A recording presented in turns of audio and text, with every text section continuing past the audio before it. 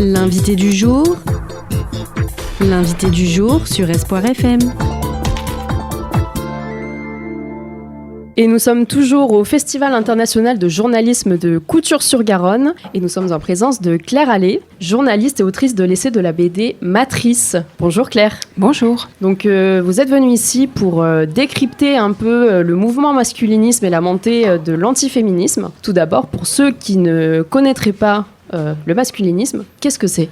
Alors le masculinisme, c'est un mouvement très hétérogène qui est plutôt un contre-mouvement qui vient s'opposer à l'émancipation des droits des femmes, supposément dans l'intérêt, et je mets des énormes guillemets, des hommes. Puisque les chercheurs et les chercheuses qui travaillent sur ces mouvements montrent bien qu'en réalité, l'objectif fondamental de ces mouvements, c'est tout simplement de permettre aux hommes de conserver leurs privilèges. Ce terme n'est pas nouveau, comme vous l'avez expliqué lors de la rencontre tout à l'heure. C'est un terme qui vient de l'Antiquité. Alors, le terme lui-même, je ne sais pas, mais en tout cas, le discours masculiniste, effectivement, le chercheur québécois Francis Dupuy-Derry a bien montré qu'on le retrouve dès l'Antiquité, dès la Rome antique. Et il raconte que Céron l'Ancien se préoccupait du fait que les hommes pourraient être écrasés par les femmes parce que les femmes aspiraient à conduire les chars. Et en fait, ce qui montre, c'est que ces discours reviennent quasiment systématiquement à chaque fois que, dans l'histoire, les femmes gagnent en droits et libertés. Du coup, il y a une sorte de mythe de la crise, d'une crise de la masculinité qui émerge à ce moment-là et qui donne lieu à des discours et aujourd'hui à des mouvements masculinistes. Aujourd'hui, c'est l'ère des réseaux sociaux. Malheureusement, cela permet aussi de démultiplier ce discours. Tout à fait, effectivement. Aujourd'hui, ces mouvements sont en train de prendre beaucoup d'ampleur, particulièrement depuis 2 ans. Et c'est notamment sous l'effet des réseaux sociaux qui leur permet de se déployer très facilement. En réalité, des réseaux sociaux, leur compte, en fait, il a été montré qu'ils ont pu se déployer d'autant plus depuis l'arrivée de Donald Trump au pouvoir. Pourquoi ? Parce qu'on a bien vu comment, et en fait, il avait été soutenu. Alors bien évidemment directement par Elon Musk, mais dès qu'il est arrivé au pouvoir, on a bien vu Mark Zuckerberg, le fondateur de Facebook et d'Instagram, manifester le fait que il trouvait que quand même ça manquait de masculinité dans les entreprises et supprimer les modérateurs de ces réseaux sociaux. Donc en fait, je dirais l'ambiance générale qui est diffusée depuis le plus haut sommet de la Maison Blanche est favorable en fait à ces idéologies et à ces mouvements masculinistes qui effectivement se déploient énormément sur les réseaux sociaux. En fait, il a été montré que un garçon de 16 ans qui a un compte sur TikTok, un compte tout simple, au bout de 9 minutes, il va avoir une recommandation pour aller voir un compte masculiniste. Sans qu'il fasse de recherche. Ouais. C'est effarant. Parce que l'algorithme va repérer que c'est un garçon, qu'il a 16 ans, et puis c'est vrai qu'il suffit qu'il fasse quelques recherches sur les protéines, la musculation ou la séduction des filles, et très vite, ce sont des comptes qui leur sont conseillés. Comment ça se fait que les modérateurs sur ces plateformes soient aussi, je dirais pas laxistes, mais qui laissent passer autant de contenu de ce style ? Alors, tout d'abord, il faut rappeler que après l'élection de Donald Trump, c'était déjà le cas, je crois, sur X avec Elon Musk, les personnes qui étaient embauchées par ces plateformes pour faire de la modération de contenu ont été licenciés. Donc il y a vraiment eu un mouvement d'ouverture des vannes, dans tous les sens du terme, pour dire on ne contrôle plus, on n'a plus envie de contrôler le contenu des messages qui sont diffusés et des comptes qui sont créés sur notre plateforme. Donc concrètement, il y a moins de modération depuis 2 ans. Ça, c'est un fait. Ensuite, il y a quand même une régulation en Europe qui a été mise en place par un texte européen, au niveau européen, qui existe depuis 2022, qui s'appelle le DSA, Digital Services Act, et qui demande à ces plateformes, y compris les plateformes américaines bien évidemment, de regarder au cours de l'année quels sont les comptes et les contenus qu'ils hébergent qui peuvent générer ce qu'ils appellent un risque systémique. Et de le mettre dans un rapport qui publie chaque année, et quand il y a un risque systémique de violence, de passage à l'acte, de propagande pour racistes, etc., ils doivent faire quelque chose. Mais pas que supprimer les comptes problématiques. Aussi faire en sorte que il y ait moins de recommandations qui aillent vers ce type de compte, qu'il y ait moins de publicité qui soit proposée à ce type de compte. Or, à ce jour, à ma connaissance, mais ça mériterait certainement une enquête plus approfondie, certes, ces rapports, ils sont faits, mais il n'y a rien qui est fait par les plateformes derrière. Et même s'ils disent qu'ils vont faire quelque chose, factuellement, il faudrait vérifier, mais pour l'instant, ça reste des mots. Il y a quand même un sentiment de toute puissance chez certains de ces influenceurs, je mets de gros guillemets, masculinistes. Je prends l'exemple qui nous a tous frappé d'Alex Kitchen, qui raccroche à la commission de l'Assemblée nationale, comme si c'était sa mère qui l'avait grondé, vexée. Oui, tout à fait.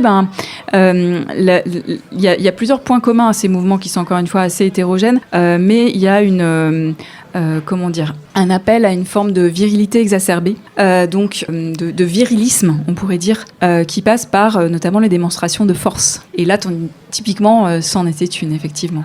Et puis rappeler aussi, parce que il ne faut pas l'oublier, que cela tue. Oui, absolument. Alors la DGSI a mentionné le fait que un des mouvements les plus radicaux, qui s'appelle les incels. Incel, ça veut dire involuntary celibates, c'est-à-dire des hommes, des jeunes hommes qui se considèrent célibataires involontaires. C'est-à-dire ils aimeraient bien être en couple, mais ils n'y sont pas parvenus. Ces mouvements-là, en fait, ils développent un discours de haine des femmes qui tel que ça peut les amener, et ils sont dans des mouvements qui sont tellement fermés, tellement clos, que ça peut les amener pour certains à tenter de passer à l'acte. L'année dernière, il y a 3 tentatives de terrorisme incel qui ont été déjouées en France. Voilà, et ça a déjà existé dans l'histoire au Canada ou aux États-Unis. Comme vous l'avez très bien dit, donc c'est avant tout, ce mouvement-là, c'est avant tout la haine des femmes, mais pas seulement, c'est un peu la porte ouverte à tout type de haine. Vous l'avez également cité, l'antisémitisme par exemple. Le racisme. Oui, effectivement, la personne avec qui j'intervenais tout à l'heure au Festival international de journalisme de couture, Pierre Gau, il a fait un travail d'immersion auprès de ces communautés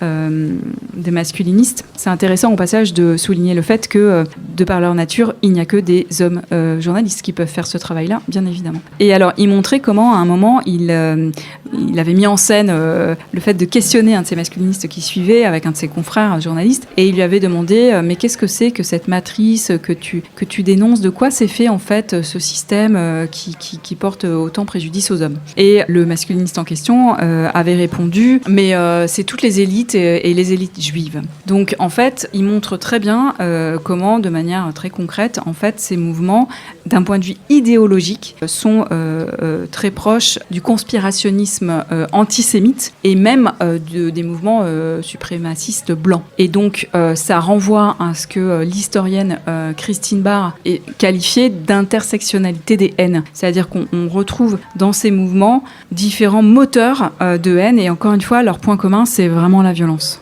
Et ce qui est encore plus frappant dernièrement, c'est que ce genre de discours est également prononcé par des femmes. En France, par exemple, on a eu Thaïs Descuffon ou les Tradwives, par exemple, aux États-Unis. Comment expliquer que même des femmes en arrivent à tenir ce genre de propos ? Alors, pour Thaïs Escuffon, qui est une ancienne porte-parole de Génération Identitaire, oui. Qui est vraiment un groupe très clairement d'extrême droite, donc on la situe tout de suite, et effectivement, à écouter ses propos, en fait, très vite, on voit que ce qui sous-tend son discours, c'est le racisme. C'est-à-dire que chez elle, le sujet, ce sont les hommes immigrés qui seraient un problème de son point de vue. Donc là, le lien, il est très direct. Le mouvement des Tradwives, peut-être je peux rappeler ce que c'est. En fait, c'est un mouvement qui est surtout présent aux États-Unis. Je pense qu'il faut quand même modérer leur importance. C'est-à-dire, oui, ce sont des femmes qui sont présentes sur les réseaux sociaux. Elles se font remarquer. Pourquoi ? Parce qu'en fait, elles prônent un mode de vie traditionnel, le fait trad, où les femmes seraient femmes au foyer, femmes et mères au foyer, et leur mari serait Monsieur Gagne-Pain, qui irait donc gagner l'argent pour le foyer par un emploi salarié et rémunéré. Et alors, elles mettent en scène leur mode de vie en se filmant en train de faire des recettes de gâteaux pour leurs enfants, en train de faire le ménage dans leur intérieur, etc. Et c'est très esthétisé, en fait. Il y a toute une esthétique autour des années 50, à travers la coiffure, le maquillage, les petits tabliers Vichy, voilà. Et ce sont des comptes qui ont pas mal de followers. Je pense notamment du fait de cette esthétique qui est très très travaillée. Et je dis au passage que, attention, ces tradwives, entre guillemets, qu'on voit sur les réseaux sociaux, c'est tout simplement des influenceuses, en fait. Et elles ont beau plaider pour un modèle traditionnel où monsieur va gagner de l'argent pendant qu'elles font le ménage et le gâteau, en réalité, elles sont en train de monter des vidéos qui leur rapportent de l'argent. Donc, déjà, première chose à savoir, toujours est-il que elle diffuse quand même un discours qui semble plaider, en tout cas pour ce type de modèle. Mais moi, ce mouvement de tradwife, ça me fait penser à une question qu'on me pose souvent dans les rencontres que je fais autour de mon livre Matrice aux origines de la domination masculine, qui est paru au Seuil puis aux éditions Point. C'est qu'on me demande souvent, mais pourquoi est-ce que toutes les femmes ne sont pas féministes ? Pourquoi est-ce qu'il y a des femmes qui semblent se contenter de la manière dont la société est organisée, de la société patriarcale, en fait ? En fait, il y a... souvent, je parle de deux explications. Alors d'abord, il y a le sociologue Pierre Bourdieu qui a lui-même publié un livre qui s'appelait La domination masculine, qui disait en fait, ça repose sur ce que les sociologues, enfin ce que lui a développé comme concept, qui est l'habitus. C'est-à-dire un ensemble d'actions, de manières de se comporter et de voir le monde qui vient de l'éducation, mais au sens très large. C'est pas que les parents, c'est aussi l'école, l'église, qui font que, en fait, en gros, on n'a pas très envie, y compris les femmes, de changer de rôle et de place qui nous a été, non pas directement assigné à la naissance, mais par cette éducation, au fil du début de la vie. Moi, bien évidemment, je ne me contente pas de cette explication, parce que ça voudrait dire que, le féminisme ne pourrait pas exister si l'habitus figeait toutes nos places respectives. Après, moi, je m'appuie plutôt... je trouve que Simone de Beauvoir, dans Le deuxième sexe, elle a avancé une explication que je trouve toujours intéressante et d'actualité, en tout cas inspirante. C'est qu'elle disait il faut croiser l'analyse de genre et l'analyse de classe. C'est-à-dire qu'il y a un certain nombre de femmes qui, peut-être, n'ont pas intérêt à ce que les choses changent, parce que, finalement, Simone de Beauvoir le disait très bien, elle disait une femme bourgeoise va se sentir plus proche de son mari que de l'ouvrière. Et donc, en fait, une femme qui est dans un certain niveau de vie et classe sociale, elle va peut-être se contenter de se sentir elle-même dominante socialement par rapport à l'ouvrière ou à sa femme de ménage, par exemple, bien qu'elle soit elle-même, ou à d'autres hommes aussi, bien qu'elle soit elle-même dominée dans un système très hiérarchisé par d'autres hommes, mais elle va se contenter de ce système-là où finalement elle y trouve d'une certaine manière sa place. Et donc en fait, c'est une manière de montrer que en croisant ces deux analyses de genre et de classe, malheureusement il y a des personnes qui ont un intérêt de classe sociale à ce que l'ordre des genres soit maintenu dans la société, à savoir la société patriarcale. Eh bien, merci Claire Allais pour cet éclairage très intéressant sur le masculinisme. Merci pour votre invitation. Merci beaucoup. C'était l'invité du jour sur Espoir FM.